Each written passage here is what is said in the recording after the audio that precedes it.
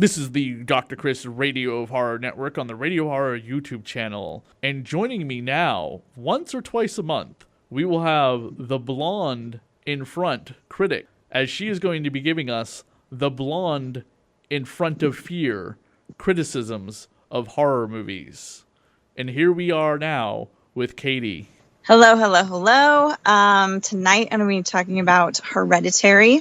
I know there have been many people. This has become the divisive film right now of 2018. I believe like Mother was in 2017. You either love it or hate it from people that I know. But for me, I thought this is the epitome of horror. Unlike a lot of horror that's going around right now where you have the jump scares, this to me has the shock and pause factor in it that I truly like, where a circumstance happens and then it just lets the audience sit on it for a good 5 to 10 seconds. Now, you don't think that's a long time, but once you realize what has happened, you need to have that pause to like go, what? Now, Ari Aster, who wrote and directed this film, for his directorial debut, blew me away. This definitely is a film that needs to be seen, and it's especially good to see in the theater. Toni Collette, who plays Mother Annie, who's dealing with her mother's death, I believe will be nominated for an Oscar for this film. I know people are like, oh, well, it's a horror, it's not going to be that. It's just a performance. Her performance is absolutely amazing. I know a lot of people, there's been a lot of talk, and, you know, when you see A24, sometimes they saturate the mainstream with too many articles, too many trailers and whatnot, and people see too much and they have too many expectations.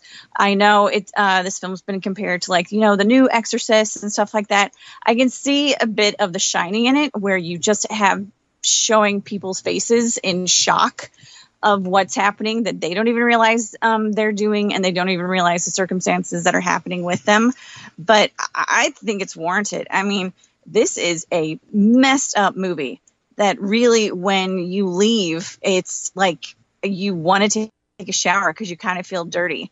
Like there's like some sort of grime that has taken over you. The witch aspect or the supernatural aspect in it, the ending was not a surprise to me, but I did like everything leading up to it. The performances by not only Colette, as I said before, but Millie Shapiro as Charlie, perfect casting for her young daughter. And then as Peter, Alex Wolff, I thought he was phenomenal as Toni Collette's son and Charlie's brother. And I could see him getting nominated for an Oscar as well. This is just one of those films that, if you pay attention, the first 15 minutes of the movie actually explains the entire movie itself. Like, if you see that, then you know exactly what's going to happen. Ann Dowd in this film, everything that she's in, she just elevates it. Any single film that I can recall her being in just makes every film better. And then you've got the kind of regular guy who's sort of the moral compass, Gabriel Byrne, who gets the shaft for everything that he does, like with his family, how it ends up, what happens to him at the end. But the symbolism in this film is incredible. The music is phenomenal. Directions, the sets.